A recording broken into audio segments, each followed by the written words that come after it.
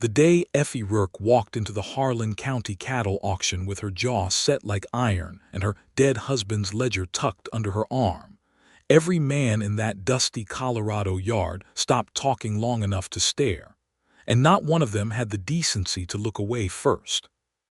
It was the autumn of 1878, and the town of Caldwell Creek sat at the edge of the Colorado plains like a boot heel pressed into dry earth, stubborn and sun-cracked, and full of men who believed the land belonged to whoever could muscle it into submission. The auction yard smelled of sawdust and livestock, and the particular kind of sweat that comes from men who have been working since before the sun cleared the mountains. Fence posts lined the perimeter, and in the center pen stood the finest collection of Hereford cattle that the county had seen in 3 years. 42 head, thick through the shoulders, their coats the color of burnished copper, their eyes dark and calm. These were the cattle of the late Marcus Beaumont, a rancher who had died in July without a legitimate heir, and the auction house had declared them available to the highest bidder. Effie Rourke was 31 years old, a widow of 14 months, and the sole owner of the Rourke Quarter, a 400-acre spread 6 miles north of town that her husband Thomas had built on nothing but grit and borrowed credit before a fever took him in August of 1877. She had pale gray eyes that caught the light like creek water over flat stone, dark auburn hair pinned back so severely that it made her cheekbones sharp as blades, and hands that were calloused from honest work in a way that no gloves could fully conceal. She wore a dark wool skirt and a clean white shirtwaist and her late husband's good leather boots, which were slightly too large, and which she had packed with rags at the toes every single morning for 14 months without complaint. She needed those cattle. She needed them the way a drowning person needs the surface of the water, with complete and total desperation dressed up as absolute calm. Thomas had left her the land and a modest herd, 28 head of longhorn that had already been thinned by the hard winter to 23. Her foreman, a gray-templed man named Cass Henley who had ridden with Thomas since before Effie even knew Thomas's name, had told her plainly in the spring that without new breeding stock and a significant increase in herd numbers, they would not survive another winter as an operating ranch. The bank in Caldwell Creek, specifically a red-faced man named Gerald Hooper who wore a waistcoat 2 sizes too small, had twice suggested to Effie that the sensible thing would be to sell the land and find herself a suitable arrangement with a respectable man. He had twice used the phrase, "a woman alone," as if it were a diagnosis. Effie had thanked him politely both times and then gone home and stared at the ceiling until 3 in the morning doing mathematics. She had sold grain reserves. She had sold Thomas's second horse and his silver pocket watch. She had taken in mending for the wives of 3 neighboring ranchers. And she had, through 14 months of relentless, grinding, careful work, accumulated enough money to bid on 20 head of quality Hereford cattle if she did not let sentiment or nerves drive the price past reason. She had a number in her head. She would not go past it. She stepped into the yard and registered her paddle number with the clerk, a young man named Denny who went visibly pink in the face and said, "Ma'am, are you sure you want to?" And Effie had said, "I am certain, thank you, Denny," in a tone that closed the conversation like a door. The men gathered around the fence rails did not hide their amusement. She heard it in the low murmur that rolled through them as she found herself a place along the east fence, standing close enough to the center pen to see the cattle clearly. She recognized most of the faces. Walt Pritchard was there, 45 and red-knuckled, with 300 acres east of town and money enough to buy half the lot without blinking. Beside him stood the Garner brothers, 2 men who operated a feed operation outside of Pueblo and who had driven up specifically for this auction. There was Eli Cross, who ran the largest spread in the county, and who had a habit of buying cattle he did not need simply to keep other men from having them. And there were others, smaller ranchers and men she half knew by sight, all of them holding their numbered paddles with the easy confidence of people who had never once been told they shouldn't be there. Effie stood among them and looked straight ahead and waited. The auctioneer, a theatrical man named Hawk Delray who wore a string tie and spoke as if he were calling every single bid to the back row of a concert hall, climbed up onto his platform and began his patter, and the auction commenced. The smaller lots sold first, and Effie let them go. She watched the prices, memorized the rhythms of the bidding, noted who dropped out early and who had a tendency to push beyond reason when the room gave them an audience. Walt Pritchard was a grandstander. Eli Cross was strategic, cold. The Garner brothers worked in tandem, which was technically not prohibited but which struck her as unsporting. Then Hawk Delray called for the Beaumont-Hereford lot, all 42 head, or broken to 20 at minimum purchase, and Effie raised her paddle. The first bid came from Walt Pritchard, who glanced sideways at Effie with something between amusement and irritation. The second came from Eli Cross. The third came from one of the Garner brothers. Effie raised her paddle each time the price climbed past the current offer, her arms steady, her face revealing nothing. The price climbed. Walt Pritchard dropped out at $42 a head, which was respectable, and he shook his head as he stepped back from the rail, clearly having decided that the cattle were not worth the extra stretch. One of the Garner brothers dropped out shortly after, though the other hung on with a stubbornness that seemed more personal than financial. Eli Cross narrowed his eyes at Effie with undisguised hostility and kept his paddle moving. The yard had grown quieter now. The remaining men along the fence had stopped their side conversations. Word had traveled, the way word always travels in a small town, and people had shifted to watch. Effie did not look at any of them. She looked at the cattle. She looked at Hawk Delray's moving mouth.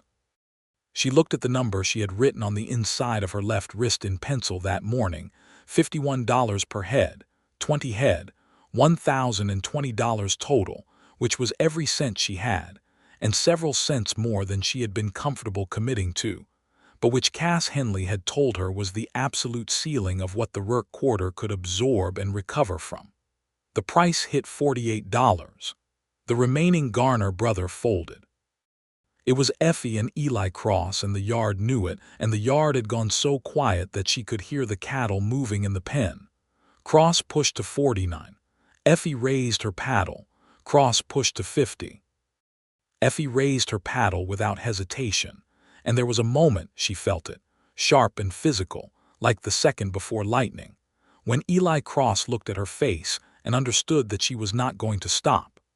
He was a man accustomed to reading resolve in other men, and he was reading it now in a widow in borrowed boots, and whatever he found there made him lower his paddle with a controlled, deliberate slowness that was the most dignified retreat she had ever watched a man make.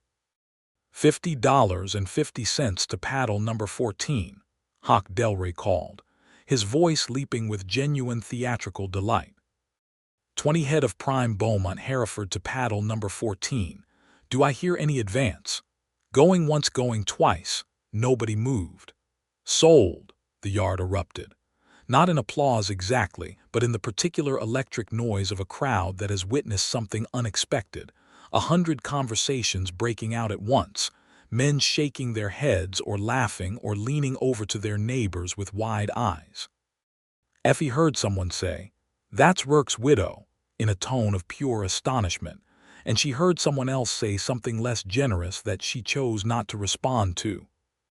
She turned from the fence to walk to the payment table, and she nearly walked directly into a man who had been standing at the back of the yard.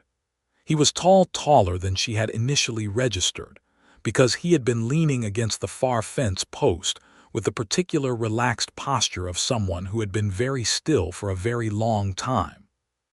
He wore a dark brown coat that had seen considerable weather, a hat that was pushed back on his head enough to reveal a pair of dark brown eyes that were, in that moment, fixed entirely on her with an expression she could not immediately name.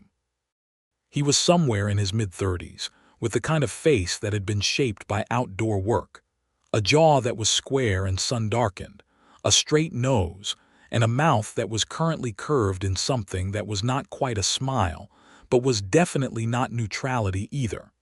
He had obviously been watching the whole thing. He looked at her for one long moment, and then he said, clearly enough that several people around them could hear, "I have been to cattle auctions in 3 territories, and I have never seen anything finer."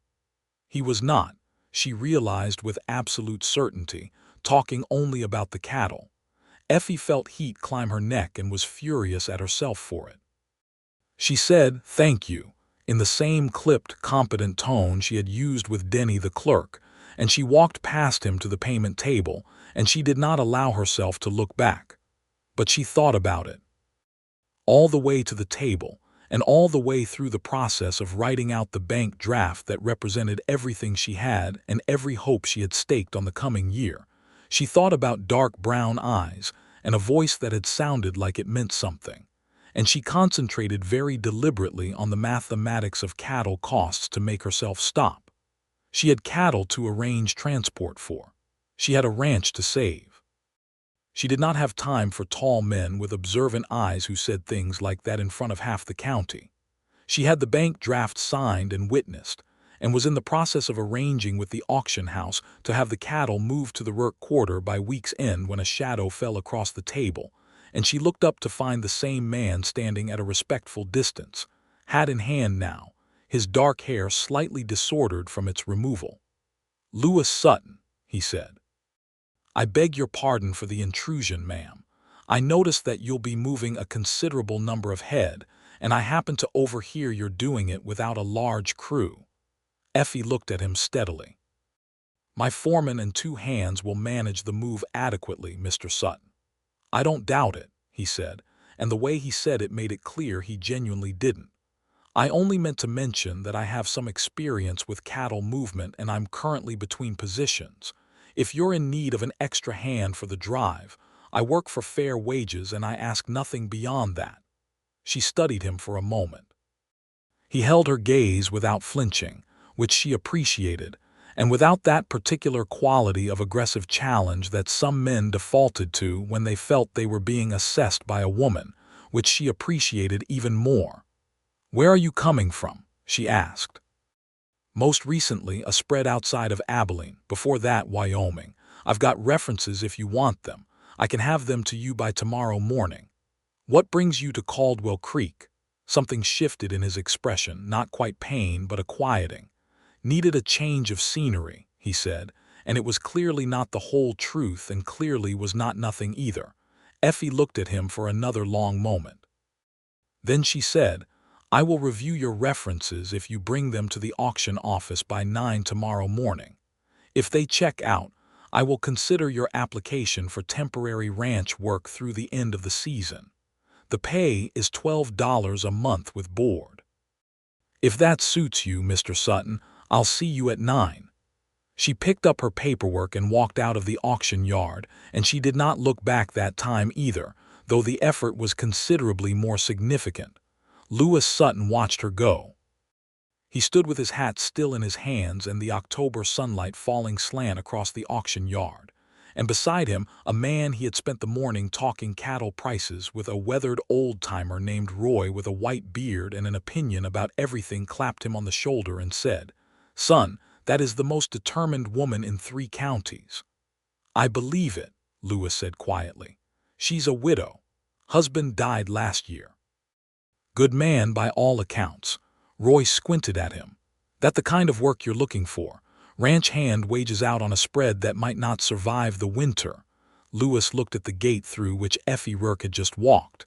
He thought about the way she had stood at that fence rail with every man in the yard against her, and not one single tremor in her arm when she raised her paddle. "Could be," he said. He was at the auction office at 8:45 the next morning with references written by a rancher named Gil Prescott from Abilene, Kansas. A man of considerable reputation in cattling circles, attesting to Lewis Sutton's character, his skill with livestock and horses, his reliability, and his honesty. There was a second letter from a ranch foreman in Cheyenne, Wyoming, that said much the same thing in fewer words. Effie read both letters twice, at the small desk in the auction office's front room while the clerk Denny pretended to organize papers and very obviously listened. She looked up and said, "Gil Prescott is a serious man. He does not write recommendations carelessly." "No, ma'am, he does not. He says you have an exceptional ability with difficult animals." Lewis said nothing, which she found she respected. "He also says you left Abilene on good terms and that you are, and I am quoting directly, a man of uncommon steadiness." She folded the letters. "I will be candid with you, Mr. Sutton. My ranch is not in its most prosperous condition. I have a good foreman who has been with the operation for many years, and he will be your direct supervisor on day-to-day matters. The cattle I purchased yesterday are part of a recovery effort that will determine whether or not the Rourke Quarter continues to operate as a going concern. I need workers who are committed to the work and who will treat this ranch with the same seriousness they would give any other position." "Understood," he said. "I also need to be clear that I'm a widow managing this property alone, and I run it as a business, not as a social arrangement. I expect professional conduct at all times." He looked at her with those steady brown eyes and said, "Mrs. Rourke, I am looking for honest work. That is all I am looking for." She nodded once. "Then be at the Rourke Quarter by end of day Friday. My foreman is Cass Henley. He'll get you situated." She stood and offered her hand to shake, and he shook it, and she felt the roughness of his palm against hers. A working man's hand, as calloused as her own, and she thought, just briefly, about the way he had looked at her in the auction yard. And then she put the thought away in the same mental drawer where she kept everything that was not immediately useful. Lewis Sutton arrived at the Rourke Quarter on Friday afternoon with a single saddlebag, a bedroll, a rifle in a scabbard on his bay horse, and no apparent expectations beyond the work. Cass Henley, who had been skeptical when Effie told him she had hired a man she'd met at an auction, looked Lewis over with the particular measuring stare of a man who has spent 40 years reading other men in the field, and said nothing immediately, which from Cass was essentially a favorable review. The Rourke Quarter was, Lewis noted as he rode in, a property that had clearly been well tended once and which was now in the process of fighting its way back from a difficult year. The fence lines were straight and recently mended in places. The barn was solid. The house was a 2-story clapboard that sat on a low rise with good sight lines in every direction, and there was a kitchen garden behind it that had been put to bed for winter with careful attention. There were signs of both trouble and tenacity in every direction he looked, and he found himself reading the place the way you read a person, understanding its character through what it had survived. The Beaumont cattle arrived 2 days later, and for 3 solid days, the Rourke Quarter was a blur of movement and noise as 20 head of Hereford were integrated into an existing herd, with all the careful, exhausting management that such a process required. Lewis worked without complaint from dawn until the light was entirely gone, and Cass watched him and said nothing. And the 2 ranch hands, a young man named Pete and an older one named Drum, worked alongside him with the easy efficiency of people who had found, unexpectedly, that the new man knew exactly what he was doing. Effie watched from a distance on the first day, and less of a distance on the second, and by the 3rd day she was in the field herself, in a leather coat with her hair braided back under her hat, doing work that Lewis was fairly certain most ranchers of either gender would have delegated. She moved among the cattle with the quiet confidence of someone who had grown up around them, reading their temperament with quick, accurate eyes. And more than once Lewis found himself pausing in his own work to observe her with a feeling he could not fully categorize, but which had something to do with respect, and something to do with an entirely different and more complicated thing. On the 4th evening, when the integration was essentially complete and the combined herd was moving as a unit across the north pasture, Cass Henley appeared beside Lewis at the fence rail and said, "You'll do," which Lewis understood was the highest available compliment. "Appreciate it," Lewis said. She doesn't need someone telling her how to run her ranch, Cass said, conversationally staring out at the cattle. I can see that. Thomas Rourke was a good man, couldn't have picked a harder time to die. Lewis said nothing. She hasn't had it easy, Cass said, and she's too proud to say so, which means sometimes things get harder than they need to be. But she'll get there. Woman's got more iron in her than anyone I've known in 40 years of this work, and I've known some iron people. I believe it, Lewis said, and he meant it in a way that was not casual. Cass looked at him sideways for one long moment, then looked back at the cattle. Just so you know where things stand, he said. Understood, Lewis said. The weeks that followed had a rhythm to them. Up before light, out with the herd, fence work, feed management, the constant vigilant labor of keeping a cattle operation alive as the Colorado autumn deepened toward winter. Lewis found himself useful in ways that went slightly beyond the stated job. He had a gift for spotting early signs of illness in cattle that had saved 2 animals in the first 3 weeks, and he knew enough about the mechanical failure of farm equipment to have fixed the windmill in the south pasture on his own when it seized up on a cold Tuesday morning. He and Effie existed in a careful professional orbit. She gave instructions with clarity and precision. He executed them without needing to be told things twice. They spoke about the ranch, about the cattle, about weather and fencing and the price of feed. They did not speak about anything else. There was a correctness to this that Lewis respected, and a distance to it that he found, as the weeks passed and the October air sharpened toward November, increasingly difficult. He had not expected to feel anything when he walked into that auction yard on a practical errand. He had heard the Beaumont cattle were worth seeing, and had wandered over out of a cattleman's professional interest.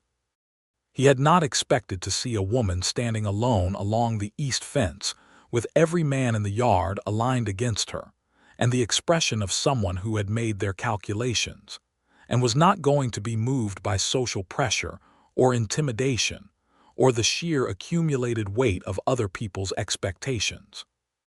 He had not expected to feel the particular quick jolt of recognition, not of her face, which he had never seen, but of something in her bearing, something he could not have named but which struck him with the force of something important. He had said what he said in the auction yard because it was true, and because the truth had, for one unguarded moment, come directly out of his mouth before the more careful part of him could have stopped it, and he had not regretted it, even when he'd watched her walk away without looking back. He was not here to make trouble for her. He was not here to complicate a difficult life. He was here to work, and the work was good, and he told himself that was sufficient and tried to believe it. But there was the evening in late October when the first real cold front came down from the mountains, and the temperature dropped 20 degrees in 2 hours, and the whole ranch moved to cover the vulnerable animals. And somehow in the controlled chaos of that work, Lewis and Effie ended up in the barn together after dark with 2 young calves they had brought in from the cold, and the barn was warm with the heat of the animals and the single oil lamp Effie had lit. And she was sitting on a hay bale with her coat pulled around her and her hat off for the first time he had seen, her hair half fallen from its braid, and she looked, for just that one unguarded moment, very much like a person who was carrying a great deal and was very tired. He did not say anything immediately. He checked on the calves, made sure the hay was adequate, made himself useful with the quiet efficiency that had become his signature in the 5 weeks he'd been there. Then he said, "They'll be fine by morning. The smaller one's stronger than he looks." Effie looked up from whatever thought she had been inside of and said, "Yes, he always has been." And then, almost to herself, Thomas used to say that about the runt of any litter, that they had something to prove. It was the first time she had mentioned Thomas to him directly, and he understood it was not nothing. He was right, generally, Lewis said. She looked at him. The lamp threw a warm light that made the tiredness in her face look softer, and there were those pale gray eyes that caught everything. "You came a long way for ranch hand wages, Mr. Sutton." He considered this honest question and gave it an honest answer. "I needed somewhere to land," he said. "I've been moving for 2 years and I was tired of moving." "What were you moving away from?" He was quiet for a moment. "My wife died," he said, "3 years ago, fever. We had a small place in Kansas." He looked at the calves. "After that I couldn't stay there, kept moving, figured I'd stop when something felt worth stopping for." Effie was very still. He felt her absorbing this with the careful attention of someone who understood that kind of loss from the inside. "I'm sorry," she said, and she meant it in the way that only people who have lost someone can mean it. "I'm sorry about your husband," he said. They sat in the warm barn for a moment with the calves shifting in the straw and the wind coming against the walls from outside, and the particular silence between two people who are, for the first time, standing in a place where the truth of each other has become visible. Effie stood and put her hat back on and said, "Thank you for your help tonight, Mr. Sutton. You should get some rest." But she said it gently, without the professional formality she usually wrapped herself in, and when she walked out of the barn she let her hand trail briefly along the wood of the doorframe in a gesture that seemed to him like a person steadying themselves. He sat with the calves until the temperature outside had stabilized, and he thought about loss, and about the way some things ended and other things, sometimes, slowly and carefully, and without your full permission began. November arrived and deepened, and the work continued, and something between them had shifted in the barn that night in a way that neither of them named or acknowledged directly, but which changed the quality of their shared orbit. She began to include him more naturally in decisions about the ranch, not deferring to him, which was not her way and which he would not have wanted, but consulting, the way you consult someone whose judgment you have come to trust. He found himself thinking ahead on her behalf, not out of presumptuousness, but out of the particular attention that comes when you care about how things go for someone. One morning in mid-November she caught him reading the ledger she'd left on the barn table, not snooping. He genuinely picked it up in the course of looking for an order she'd mentioned, and he'd looked up to find her watching him with an unreadable expression. "I apologize," he said immediately. "I was looking for the Garner feed order. I shouldn't have." "You saw the numbers," she said. "I didn't study them, but you saw them." She leaned against the barn post and looked at him with that direct gray gaze. "We're viable, but the margin is small. One bad winter or one significant illness in the herd and it tips the other way." He set the ledger down. "The cattle from the Beaumont lot are strong. The integration went better than I expected. If the winter is average, you'll have a solid increase in the spring count. And if it isn't average," he thought about it honestly, "then you make adjustments and find the margin another way. But the herd is your strongest asset now, and you made a good decision at that auction." She looked at him for a moment and said, "Most people thought I was being foolish. Most people were wrong." The edge of her mouth moved in something that was very nearly a smile, and Lewis felt it in his chest like a match being struck. "You're very direct, Mr. Sutton," she said. "I find it saves time," he said. That small, almost smile again. "So do I," she said, and she picked up the ledger and walked back toward the house, and he went back to his work with the particular difficulty of a man trying to concentrate on something other than the thought he is trying not to be having. December came cold and serious. The ranch circled into its winter rhythms, and Lewis found himself woven into those rhythms with a naturalness that surprised him.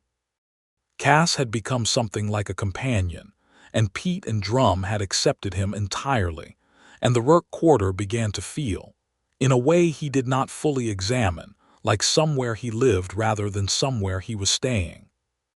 There was a situation in early December that could have gone very badly. A man named Orville Tench, who had a small operation to the southeast, and who had been conducting a slow, deliberate campaign of fence-cutting on the western boundary of the Rourke quarter. Not outright theft, but the kind of casual encroachment that a property without a strong male presence was assumed to be vulnerable to cut through a newly mended section of fence one night and let a portion of his cattle drift onto Rourke land to graze. Effie discovered it at first light. Lewis was with her when she found the cut wire, and he watched her face go through several things: fury, calculation, decision, in the space of about 10 seconds. "He's been doing this," Lewis asked. "This is the third time since Thomas died. The sheriff told me last spring it was probably wind damage." She said this with a flatness that conveyed exactly what she thought of that explanation. "What do you want to do about it?" She looked at him. "I want to go and talk to him directly and make it clear that this is the last time." "Do you want company?" She considered. "Yes," she said, "not because I need it, but because I want a witness." They rode to Tench's property together, and Effie did the talking, and what she said was calm and specific and left absolutely no room for interpretation. And Tench, a heavy man with small eyes and the particular blustery manner of someone accustomed to not being challenged, tried twice to redirect the conversation toward Lewis, as if Lewis were the person in charge, and both times Effie redirected it back with a precision that made Lewis want to applaud. Tench did not cut the fence again. Riding home afterward, with the winter light long and golden over the plains, Effie was quiet for a while and then said, "Thank you for not speaking when he looked at you." Lewis said, "It wasn't my conversation to have." She looked at him sideways with those gray eyes, and the almost smile was there again, and this time it went slightly further than usual. "No," she said, "it wasn't, but most men would have made it theirs anyway." "I'm not most men," he said simply, and then felt like he had perhaps said too much and looked ahead at the road. But she did not look away from his face immediately. He felt her looking, and then he heard her say quietly, "No. I'm beginning to think you're not." They rode the rest of the way home in a silence that was, for the first time between them, entirely comfortable. Christmas in Caldwell Creek was a modest affair, as it generally was in cattle country in 1878. But Effie made it considerable by the standards available to her. She had driven into town on December 23rd and come back with flour and sugar and dried fruit and a small paper parcel that she refused to explain. And on Christmas Eve, the ranch house smelled of something baking that made even Cass Henley, who was not a sentimental man, linger near the kitchen door. Lewis had been in the bunkhouse with Drum and Pete, nursing a cup of coffee and thinking about Christmases past, when Effie appeared in the doorway and said that she would be obliged if all of them would come to the house for supper that evening. Drum and Pete exchanged a look. Cass simply said, "I'll wash up," and went to do so. Lewis looked at Effie in the doorframe, the cold air around her, her cheeks bright from the ride, and said, "Can I bring anything?" "Just yourself," she said, and went back across the yard. They ate around the long kitchen table, and Effie had made a proper meal out of considerably limited ingredients with a skill that impressed all of them. And there was an apple cake at the end that appeared from under a cloth cover to general reverence. Drum, who had a talent for fiddle, produced the instrument after supper and played carols badly and enthusiastically, and Pete sang 2 verses of something that may or may not have been a traditional song. And Cass told a story from 30 years ago that was completely implausible and which he insisted was entirely true, and Effie laughed. A real laugh, full and unguarded, the first Lewis had heard from her at the best part of the story. And the sound of it landed somewhere in Lewis's chest and settled there like it intended to stay. He had gotten her a gift. He had wrestled with the decision for 2 weeks, aware of all the ways it could be read and all the reasons it was probably not wise, and in the end he had done it because not doing it had felt worse. It was a leather-bound journal, small and practical, the kind she might use for ranch accounts or personal notes, bought from the dry goods store in Caldwell Creek on a supply run. He had paid extra to have her initials stamped into the cover, ER in plain letters. He waited until Drum and Pete had gone back to the bunkhouse, and Cass had excused himself with the quiet tact of a man who notices things, and it was just the 2 of them in the kitchen with the lamp low and the fire doing well, and he brought the journal out of his coat pocket and put it on the table in front of her. She looked at it, and then at him. She picked it up and turned it over and saw the initials, and was quiet for a moment with an expression he could not entirely read. "I thought you might find it useful," he said, which was both true and also the most inadequate possible description of why he'd bought it. "Lewis," she said, and it was the first time she had used his given name, and the word sat in the warm kitchen air between them like something that had been trying to be said for some time. He looked at her and said nothing. She looked at the journal in her hands and said carefully, "I want to be honest with you." "Please," he said. "When Thomas died, I believed that part of my life was finished, not in a dramatic way. Simply, I had been a wife and I was no longer a wife, and the energy I had given to that was now going to the ranch, and that was how it was going to be." She looked up at him.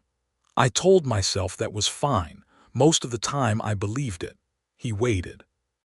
"And then I went to an auction in October, and a tall man in the back of the yard said something foolish to me," she said, and the corner of her mouth moved, "and I went home and did mathematics for an hour to stop thinking about it." Lewis felt warmth come up through his whole chest. "I should apologize for that," he said. "I'd prefer you didn't," she said. "It was the first time in 14 months that I felt like a person rather than a problem to be solved." She set the journal down on the table. "That probably sounds strange." "It doesn't," he said quietly. "It sounds honest." She looked at him, and he looked at her, and the fire was doing well, and the lamp was low, and it was Christmas Eve in 1878, and Lewis Sutton, who had been moving across the map of the West for 2 years trying to outpace his own grief, felt himself completely and entirely still. "I'm not asking you for anything," he said. "I want to be clear about that. I'm not here to make things complicated for you. Everything that matters to me about being on this ranch is the work and the herd," and he paused, "and the fact that it's yours. I think what you're doing here is remarkable, and I wanted you to know that without it being about anything else." Effie was quiet for a long moment. She was looking at him with those gray eyes that caught every kind of light, and what was in them now was something that was not distance or professional calibration, but something far more direct than either. "Lewis," she said, "I was just going to say that I would like it if things were different between us, if you were willing." She held his gaze steadily. "I am not a woman who is good at indirectness. I've had enough of that in 14 months to last me a considerable time." He felt like something inside him that had been held in careful tension for 2 months had simply, quietly, let go. "I'm willing," he said. They did not say anything else of great significance that evening. They sat by the fire for another hour and properly talked, not about cattle or fence lines or seasonal labor, but about their lives, about where they had come from, about the things they had lost and the things they still wanted. Effie had grown up in Missouri, the daughter of a dry goods merchant who had believed in education for his children regardless of gender, which explained, Lewis thought, the mathematics and the straight spine and the complete refusal to pretend she was less capable than she was. She had come west with Thomas when she was 23, following a dream that was mostly his but which she had adopted as her own with the wholehearted commitment that seemed to be her nature in everything. Lewis had grown up in Tennessee, the second of 4 brothers, and had come west at 20 as a cowhand and had never quite returned.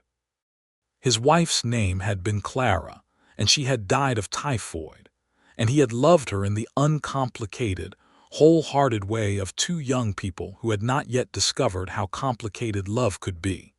And her death had broken him open in ways he was only now beginning to understand had also made him capable of something more.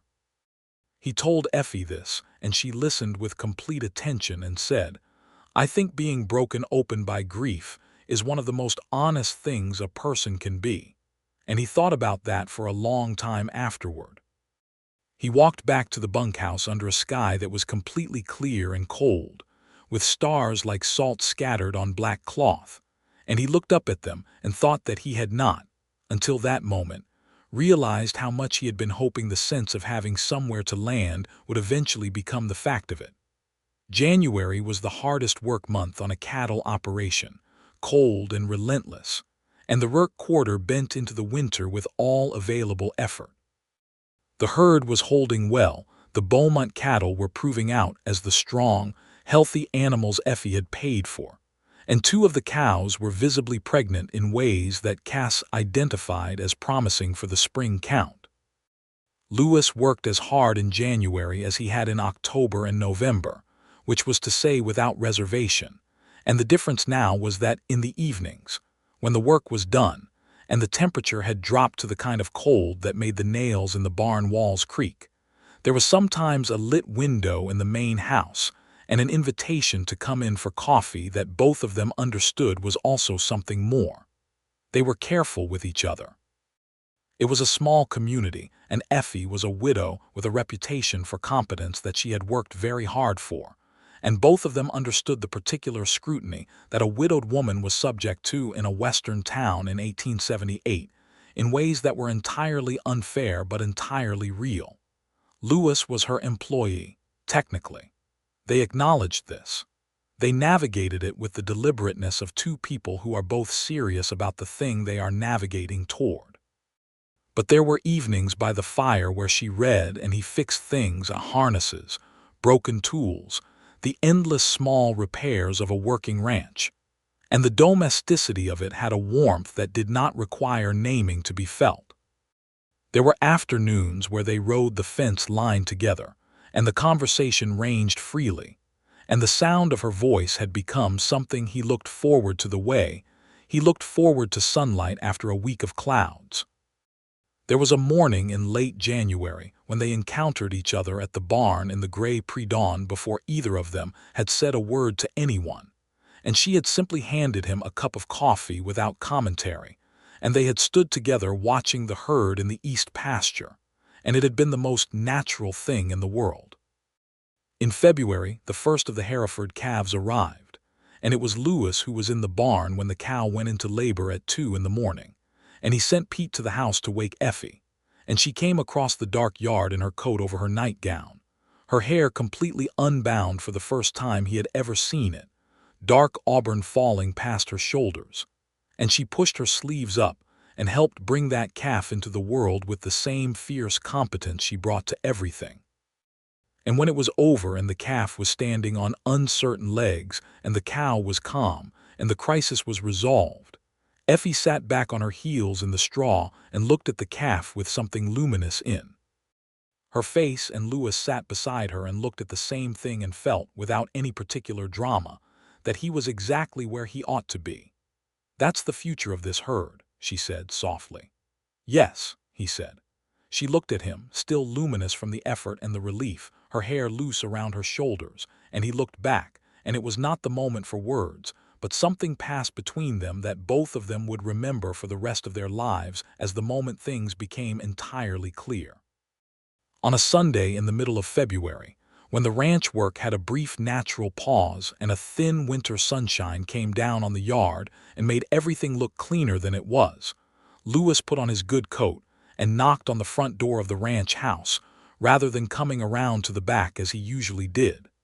Effie opened the door and looked at his good coat and the seriousness in his face and said, "Come in." They sat in the front parlor, which was a small room with 2 good chairs and a window that looked north toward the mountains, and Lewis held his hat in his hands and said, "I want to ask you something directly, because I think that's what you prefer and because I think you deserve the directness." She sat very still and watched him.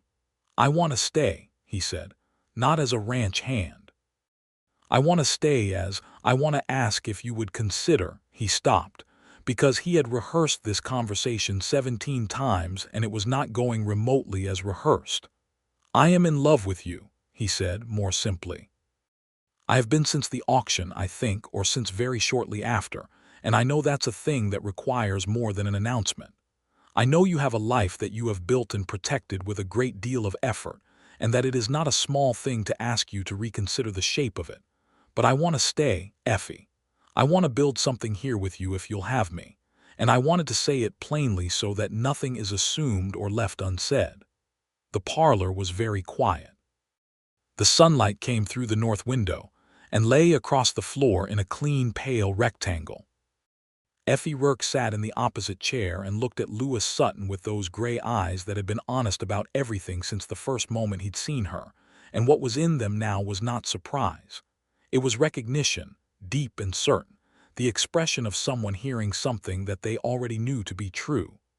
"I told myself," she said slowly, "that I was not going to do this again, not because I was against it, but because I was not sure I could survive another loss.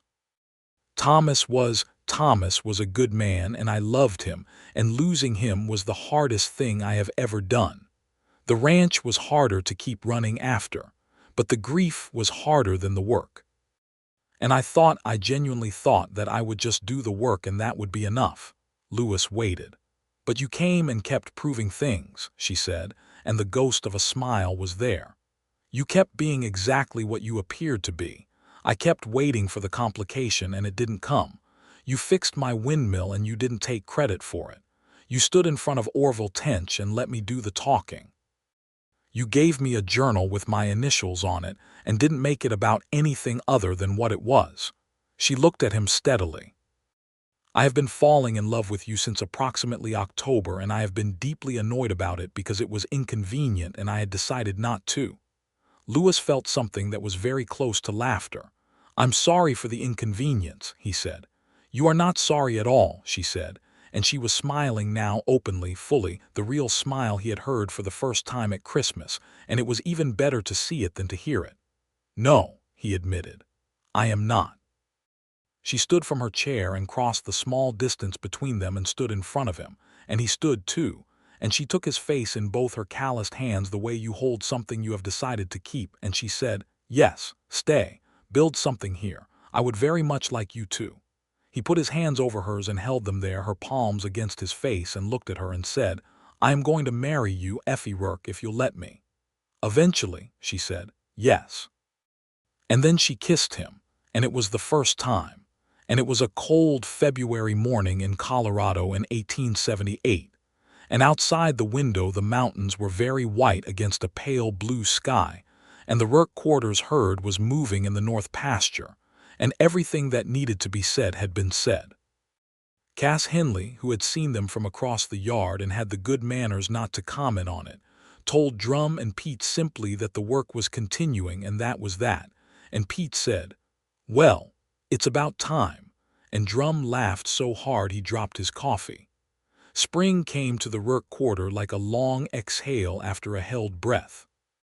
March brought mud, and then the particular sharp sweetness of new grass coming in, and with it came the first full calving season of the reconstituted herd.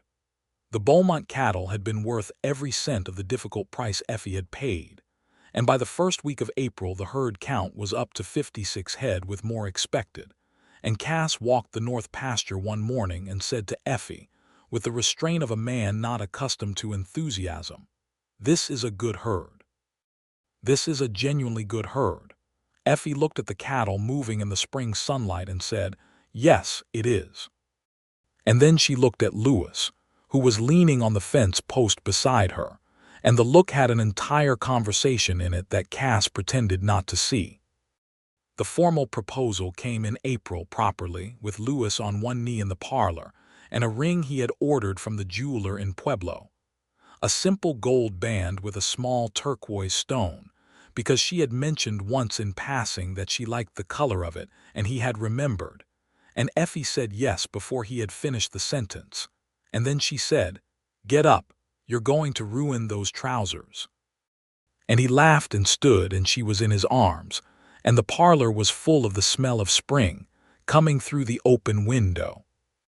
They were married in May, at the small Methodist church in Caldwell Creek, in a ceremony attended by Cass Henley and Drum and Pete, and the minister's wife and approximately half the town, including several of the men who had been at the cattle auction in October.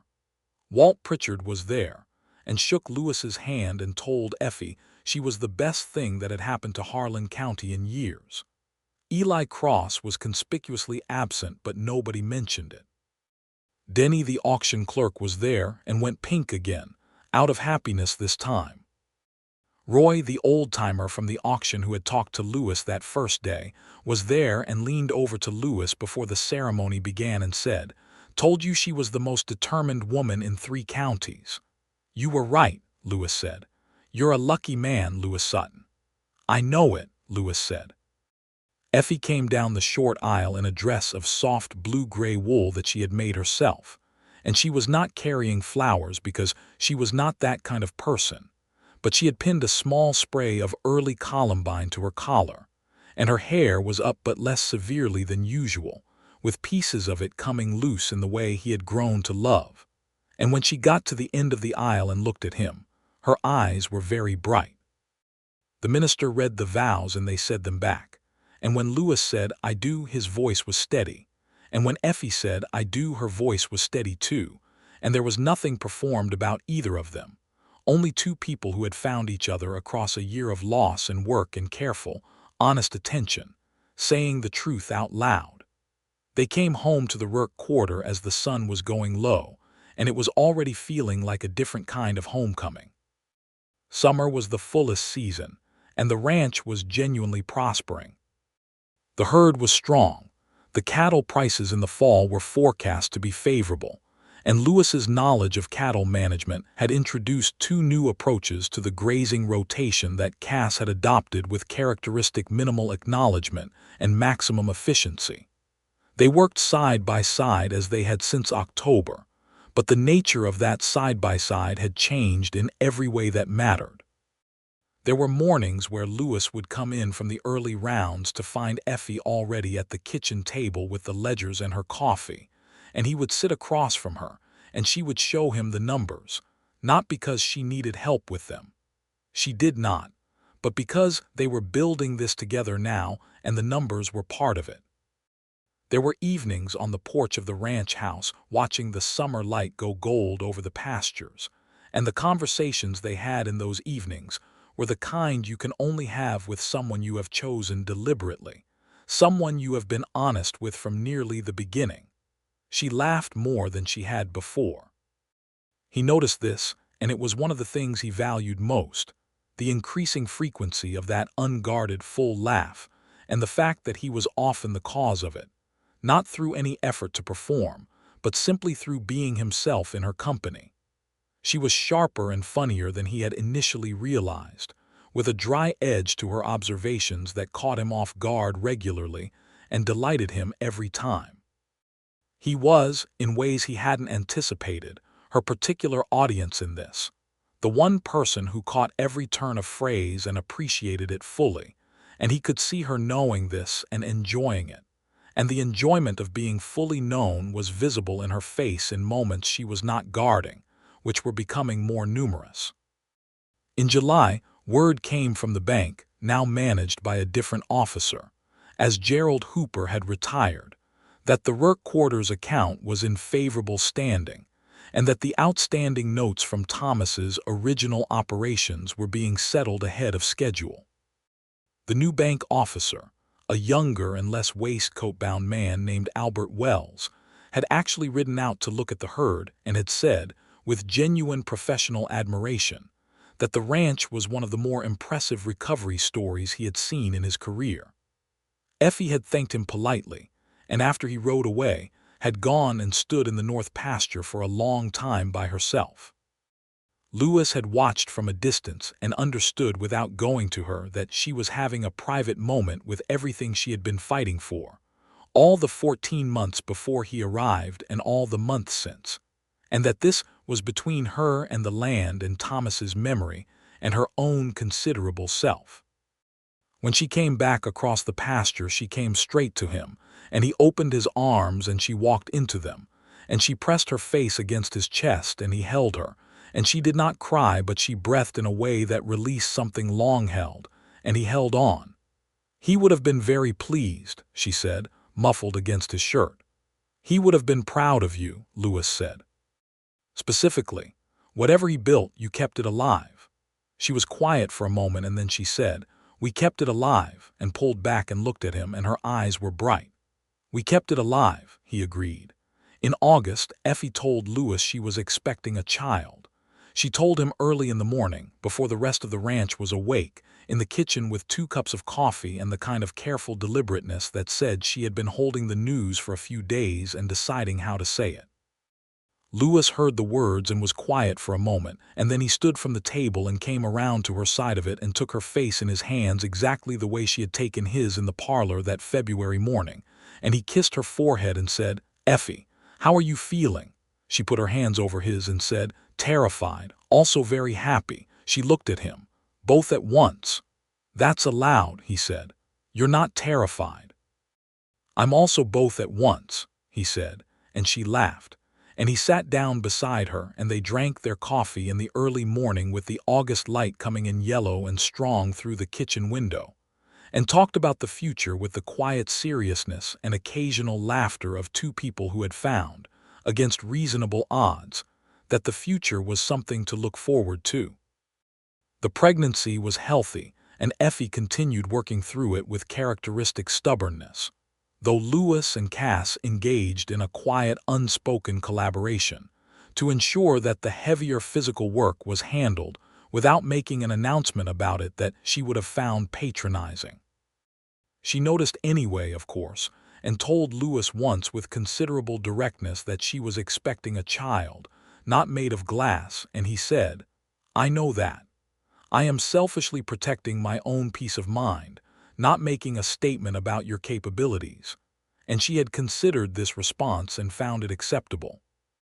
The fall cattle sale came around again in October, almost exactly a year from the Beaumont auction, and the Rourke quarter brought 15 head to market that had been specifically selected and prepared, and the prices they commanded were every bit as good as the forecasts had suggested.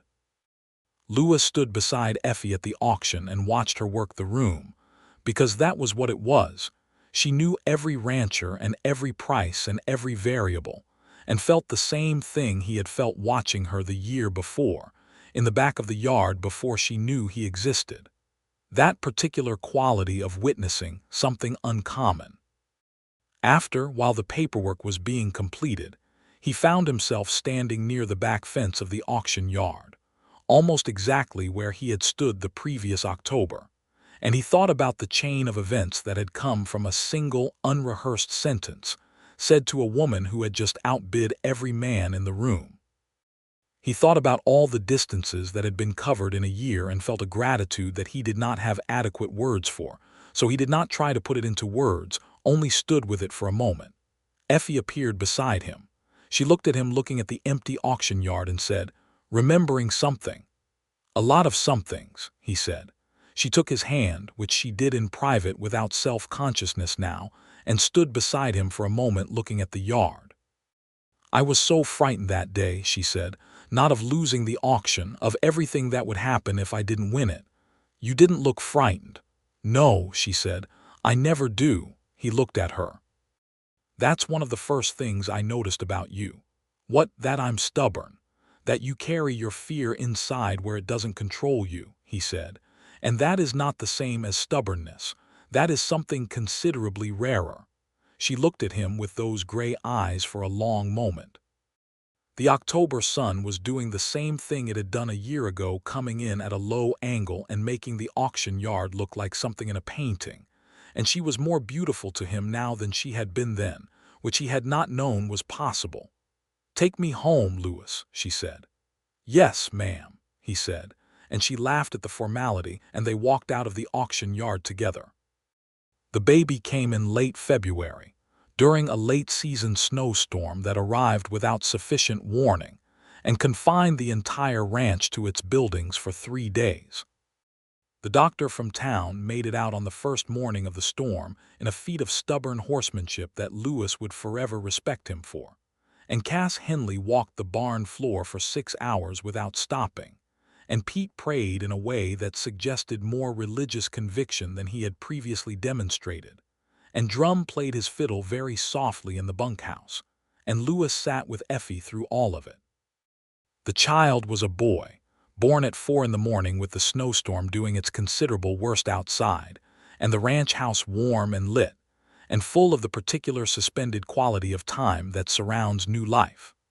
Lewis held his son and looked at his face, which was the perfectly ordinary and completely extraordinary face of a newborn, and felt something move through him that had no name in any language he knew, but which was complete and total. Effie, exhausted and fierce and bright-eyed from the work of it, watched him holding the baby and said, "Well," Lewis looked at her over the top of the child's dark-haired head. "Thomas," he said, "if you're willing." She looked at him for a moment with an expression that was too full for a simple description, and then she said, "Yes," in a voice that was very quiet. "Yes, Thomas Lewis Sutton." Lewis sat on the edge of the bed and held his son and his wife's hand at the same time, and outside the snow came down over the Rourke quarter in the deep Colorado dark, and somewhere in the barn, the herd was warm, and the spring calving season was coming, and in a few months the grass would come in again, and the mountains would lose their snow, and the long, clear days of the Colorado summer would settle over the land like a blessing. Cass Henley was allowed in briefly at first light and stood at the bedside and looked at the baby with the expression of a man who has seen a great deal of things and is not easily moved, and said, "Thomas." "Thomas," Effie said. Cass nodded once, and his jaw moved briefly, and then he said, "I'll see to the herd," and went back out into the snow that was, by then, tapering off toward morning, and did not say anything further about it, which was exactly right. The year that followed was the fullest yet. Thomas Lewis Sutton was a healthy and opinionated child from the first days, with his mother's gray eyes and his father's dark hair, and a combination of both their temperaments that suggested his future would be interesting. He grew with the spring grass and the expanding herd, and the ranch that Effie had fought to keep alive became something that had life in it in every sense: calves in the pasture, a child in the house, a marriage in the middle of it, all that had been built on honesty and grown in the particular way that things grow when they are properly rooted. Lewis and Effie stood on the porch one evening in the spring of 1880, with Thomas on Lewis's hip and the herd visible in the north pasture, and the mountains in the distance holding the last of the winter's snow on their peaks, and the whole of the Rourke quarter spread out before them in the late light. "2 years ago," Effie said. "Almost exactly," Lewis said. "I went to an auction," she said, "with everything I had and a number written on my wrist and absolutely no expectation of anything beyond the cattle." "And you won," he said. "I won," she agreed.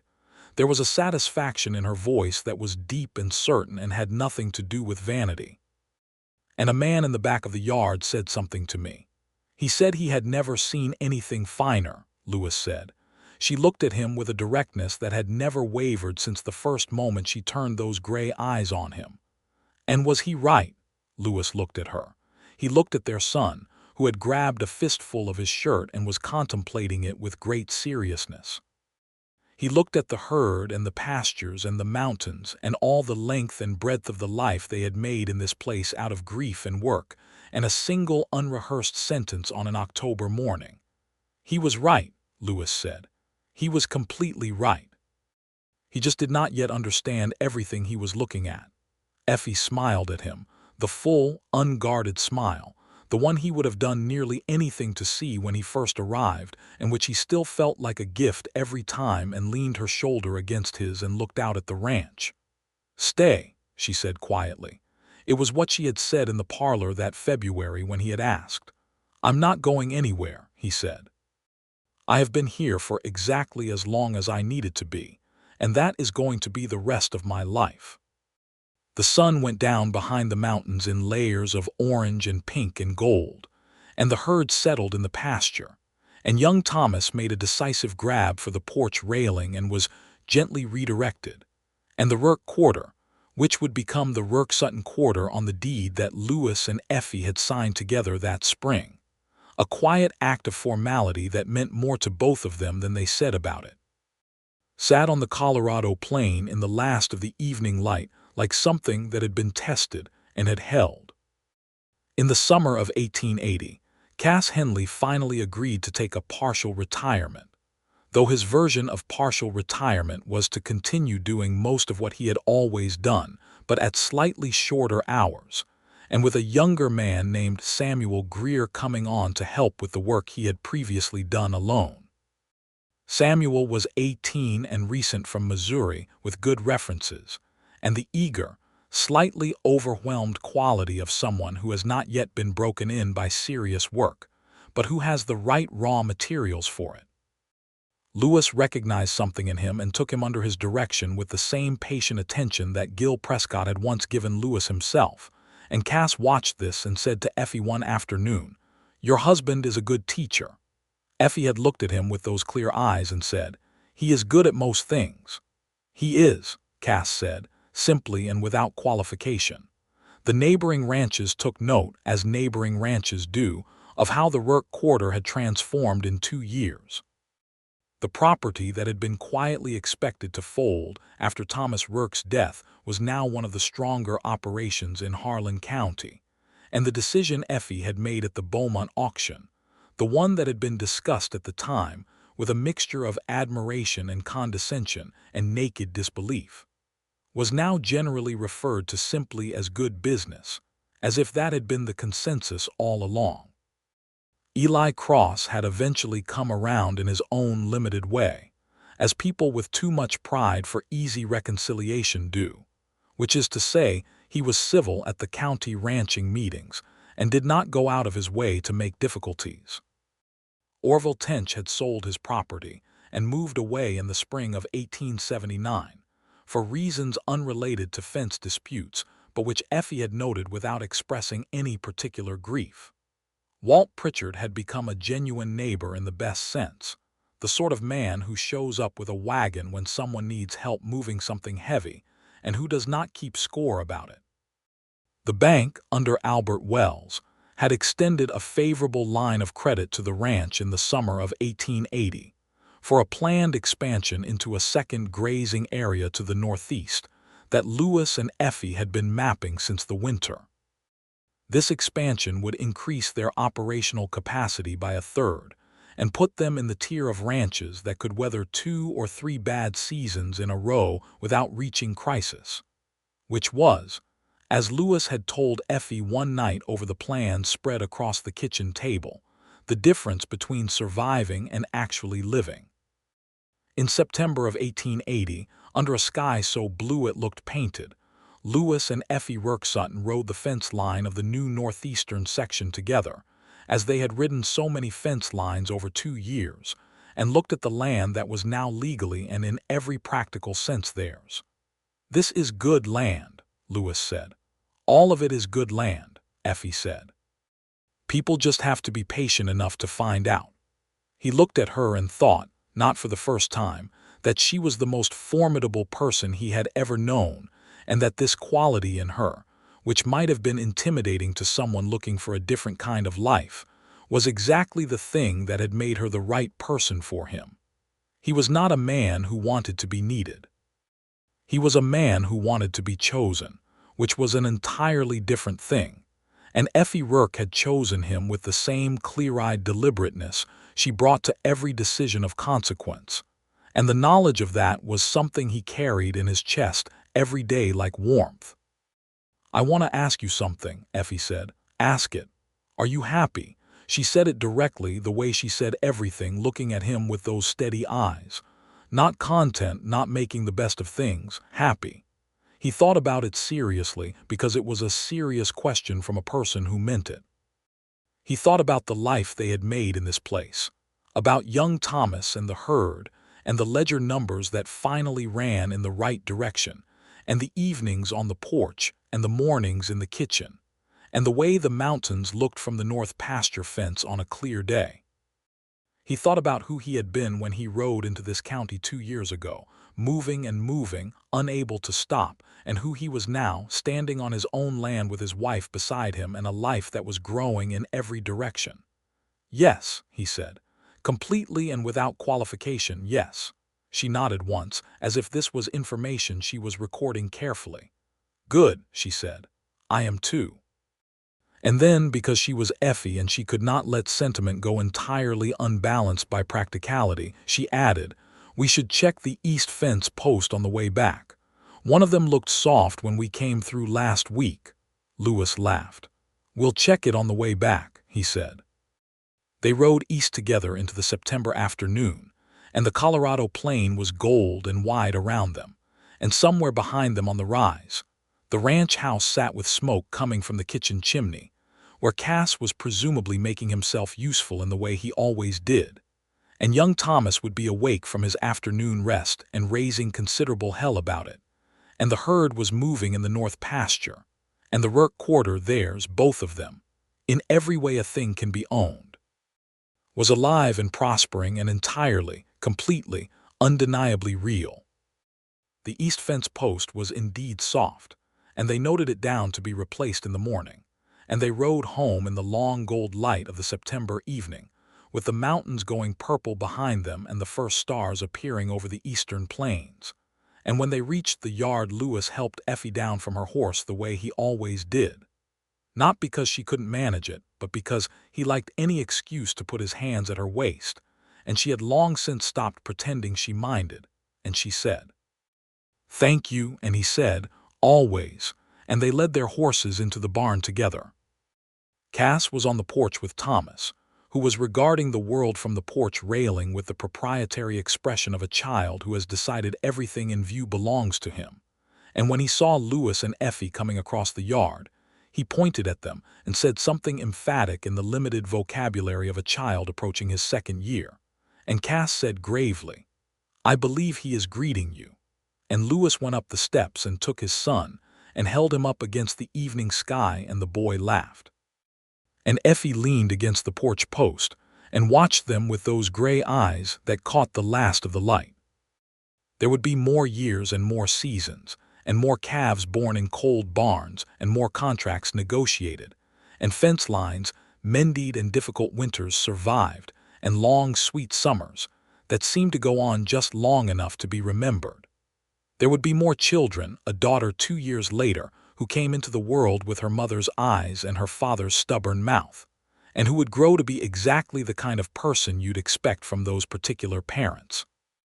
There would be difficulties and setbacks and the ordinary, extraordinary work of keeping a life going in a beautiful and unforgiving land.